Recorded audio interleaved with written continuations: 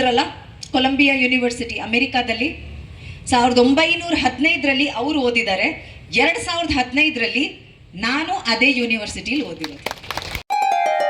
Great India electronics ವತಿಯಿಂದ ನಮ್ಮ ಎಲ್ಲಾ ಗ್ರಾಹಕರಿಗೆ ಶುಭಾಶಯಗಳು. ನಮ್ಮಲ್ಲಿ ಎಲ್ಲಾ ಬಗೆಯ ಎಲೆಕ್ಟ್ರಾನಿಕ್ಸ್ ಮತ್ತು ಗೃಹ ಬಳಕೆಯ ವಸ್ತುಗಳ ಮೇಲೆ ಆಕರ್ಷಕ ಫಿನಾನ್ಸ್ ಸೌಲಭ್ಯದೊಂದಿಗೆ ಭಾರಿ ಡಿಸ್ಕೌಂಟ್ ನೀಡಲಾಗುತ್ತಿದೆ. ನಿಮ್ಮ ಮನೆಯನ್ನು ಮತ್ತಷ್ಟು ಸುಂದರಗೊಳಿಸಲು ನಗರದಲ್ಲಿ ನಂಬರ್ 1 ಶೋರೂಮ್ ಆದ ಗ್ರೇಟ್ ಇಂಡಿಯಾ ಎಲೆಕ್ಟ್ರಾನಿಕ್ಸ್ಗೆ ಇಂದೇ ಭೇಟಿ ಕೊಡಿ. ಗುಣಮಟ್ಟದ ವಸ್ತುಗಳು, ಉತ್ತಮ ಸೇವೆ, ರಿಯಾಯಿತಿ ದರಗಳು. ಇಂದೇ ಭೇಟಿ ಕೊಡಿ ಗ್ರೇಟ್ ಇಂಡಿಯಾ ಎಲೆಕ್ಟ್ರಾನಿಕ್ಸ್, ಅಮೀರ್ ಬಾಬಾ ದರ್ಗಾ ಹತ್ತಿರ, ದಿಬ್ಬೂರ್ಹಳ್ಳಿ ರಸ್ತೆ, ಸಿಡ್ಲಘಟ್ಟ. ಕರೆ ಮಾಡಿ 8861043315. A bright future begins with the right education. Are you looking for the best place for your child to learn and grow? Welcome to a school where learning is joyful, creativity is encouraged, and every child is valued. At our school, learning is joyful, meaningful, and inspiring. We focus on academics, creativity, discipline, and overall development. A safe and caring environment where every child shines. Admissions open for the academic year 2026-27 from pre-KG to grade 10th. Contact us 8618131401 for more queries. Enroll today. Build a bright future for your child at Sri Gadadri English Public School.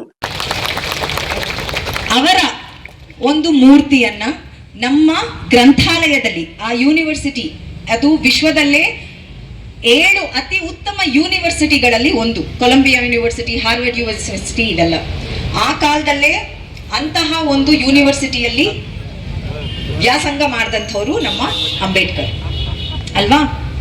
ಅಲ್ಲಿ ಇಡೀ ಜಗತ್ತಿನ ಒಂದು ನಾಯಕರ ಬಗ್ಗೆ ಮಾತ್ರನೇ ಅಂತ ದೊಡ್ಡ ಯೂನಿವರ್ಸಿಟಿಯಲ್ಲಿ, ಅಮೆರಿಕಾದಲ್ಲಿ ಇವರ ಪುತ್ಥಳಿ ಹಾಕಿರ್ತಾರೆ ಇಲ್ಲಿದ್ರೆ ಅಲ್ವಾ. 100 ಕೋಟಿ ಜನಗಳ ಜೀವನವನ್ನ ಬದಲಾಯಿಸಿದ್ದಾರೆ, ಅದಕ್ಕೆ ಅವರ ಪುತ್ಥಳಿಯನ್ನ ಅಲ್ಲಿಟ್ಟಿದ್ದಾರೆ. ಇಡೀ ಜಗತ್ತಿಗೆ ಬೆಸ್ಟ್ ಸ್ಕಾಲರ್ ಅಂತ ಅವಾರ್ಡ್ ಕೊಟ್ಟಿದ್ದಾರೆ ಡಾಕ್ಟರ್ BR ಅಂಬೇಡ್ಕರ್ ಅವರಿಗೆ. ಆದ್ರೆ ನಮ್ಮ ದೇಶದಲ್ಲಿ ಅವರು ಈ ಒಂದು ಸಾಧನೆಗಳನ್ನ ಮಾಡಕ್ಕೆ ಮುಂಚೆ, ಸಾಧನೆ ಮಾಡಿದ ಮೇಲೂ ಯಾವ ರೀತಿ ಟ್ರೀಟ್ ಮಾಡ್ತಿದ್ರು ಅಂತ ನೆನಪಿದ್ಯಾ? ಎಲ್ಲ ಮಹಾನಾಯಕ ಧಾರಾವಾಹಿ ನೋಡಿದೀರಾ? ಅದರಲ್ಲಿ ನೋಡಿರ್ಬೇಕು, ಸ್ಕೂಲ್ಗೆ ಹೋಗ್ತಾರೆ, ಆಚೆ ಕೂತ್ಕೊಳ್ಳಿ, ಬೇರೆ ಮಕ್ಕಳ ಜೊತೆ ಕೂತ್ಕೋಬೇಡಿ ಅಂತ ಅವ್ರನ್ನ ಒಂದು ಗೋಣಿ ಚೀಲ ಹಾಕಿ ಕೂಡಿಸಿರೋದು ಎಲ್ಲ ನೋಡಿದಿರಲ್ವಾ. ಅದೇ ಒಂದು ಸಣ್ಣ ಮಗು ಆದ್ರೂ ಓದ್ಬಿಟ್ಟು ದೊಡ್ಡವರಾಗಿ 32 ಡಿಗ್ರಿ ತಗೋತಾರೆ. ಸ್ಕೂಲ್ ಒಳಗೆ ಕೂಡಿಸ್ದಿರಾ ಇದ್ದವ್ರನ್ನ 32 ಡಿಗ್ರಿ ತಗೋತಾರೆ. ಅವರ ಜಾತಿಯ ಮೇರೆಗೆ ಅವರನ್ನ ಅಸ್ಪೃಶ್ಯರು, ಆ ಮಟ್ಟಕ್ಕೆ ಅವರನ್ನ ನಡೆಸ್ಕೊಂಡಂತಹ ಸಮಾಜನ ಬದಲಾಯಿಸುವಂತಹ ಸಂವಿಧಾನ ಬರೀತಾರೆ. ಅರ್ಥ ಆಗ್ತಿದೆ ನಾನು ಹೇಳ್ತಿರೋದು ಮಕ್ಕಳ? ಎಲ್ಲದಕ್ಕಿಂತ ಮುಖ್ಯವಾಗಿ ಅವರು ಕೊಲಂಬಿಯಾ ಯೂನಿವರ್ಸಿಟಿಲೂ ಓದ್ಬಿಟ್ಟು ವ್ಯಾಸಂಗ ಮಾಡಿ, ಲಂಡನ್ ಅಲ್ಲಿ ವ್ಯಾಸಂಗ ಮಾಡಿ ವಾಪಸ್ ಬರ್ತಾರೆ. ವಾಪಸ್ ಬಂದಾಗ ಏನಾಗುತ್ತೆ, ಇಲ್ಲಿ ಆಫೀಸಲ್ಲಿ ನೋಡಿದ್ದೀರಾ, ಪ್ಯೂನ್ ಬಂದು ಅವರ ಫೈಲ್ನ ದೂರದಿಂದ ಹಾಕ್ತಾನೆ. ಯಾಕೆ? ನಾನು ಮೇಲ್ಜಾತಿಯವನು, ನೀನು ದಲಿತ ಅಂತ. ಗೌರ್ಮೆಂಟ್ ಆಫೀಸಲ್ಲಿ ಕೆಲಸ, ಒಳ್ಳೆ ಹುದ್ದೆ ಇದೆ, ಆದ್ರೂ ಅಲ್ಲೂ ಕೂಡ ನಾವು ಕುಡಿಯುವಂತಹ ಏನು ಬಿಂದಿಗೆಯಿಂದ ನೀವು ನೀರು ಕುಡಿಯೋಂಗಿಲ್ಲ ಅಂತ ಹೇಳಿದಂತಹ ಆಫೀಸ್ಗಳಲ್ಲಿ ಇವತ್ತು ಪ್ರತಿ ಒಂದು ಗೌರ್ಮೆಂಟ್ ಆಫೀಸಲ್ಲಿ ಅವ್ರ ಫೋಟೋ ಇದೆ, ನೋಡಿದೀರಾ? ಇದು ಸಾಧನೆ ಅಂದ್ರೆ. ಸ್ಕೂಲ್ ಬಿಟ್ಟಿಲ್ಲ, ಬಟ್ 32 ಡಿಗ್ರಿ ತಗೊಂಡ್ರು. ಅಸ್ಪೃಶ್ಯ ಅನ್ನುವಂತಹ ಮನುಸ್ಮೃತಿನ ಸುಟ್ಟು ಸಂವಿಧಾನ ತಂದ್ರು. ಯಾವ ಗೌರ್ಮೆಂಟ್ ಆಫೀಸಲ್ಲಿ ಅವ್ರಿಗೆ ಮರ್ಯಾದೆ ಕೊಟ್ಟಿಲ್ಲ, ಇವತ್ತು ಪ್ರತಿ ಒಂದು ಗೌರ್ಮೆಂಟ್ ಆಫೀಸಲ್ಲಿ ಇಡೀ ದೇಶದಲ್ಲಿ ಅವ್ರ ಫೋಟೋ ಇದೆ. ಅವ್ರಿಗಿದ್ದಂತ ತೊಂದರೆ ನಿಮ್ಗೆ ಯಾರಿಗಾದ್ರೂ ಇದೆಯಾ? ಆದ್ರೂ ಸಾಧನೆ ಮಾಡಿದಿರಿ ಮಕ್ಕಳು. ಆ ತೊಂದರೆ ಯಾಕಿಲ್ಲ ಗೊತ್ತಾ ನಮ್ಗೆಲ್ಲ? ಯಾಕೆ? ಅವ್ರು ಬರ್ದಿದಂತಹ ಸಂವಿಧಾನದಿಂದ. ಎಲ್ಲರೂ ಹೇಳ್ತಾರೆ ಅಂಬೇಡ್ಕರ್ ಅವರು ಬರೀ ದಲಿತರ ಒಂದು ಉದ್ಧಾರಕ್ಕೆ ಕೆಲಸ ಮಾಡಿದ್ರು ಅಂತ. ಬಹಳಷ್ಟು ಈ ರೀತಿ ಒಂದು ಮಿಸ್ಇನ್ಫಾರ್ಮೇಶನ್ ಇದೆ, ಈ ರೀತಿ ಒಂದು ಏನು ಜನ ತಪ್ಪು ತಿಳ್ಕೊಂಡಿದ್ದಾರೆ.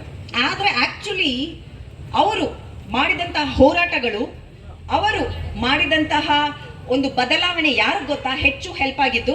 ಯಾರಿಗೆ ಹೇಳಿ? ಯಾರು ಹೇಳ್ತೀರಿ? ಹೆಣ್ಣು ಮಕ್ಕಳಿಗೆ.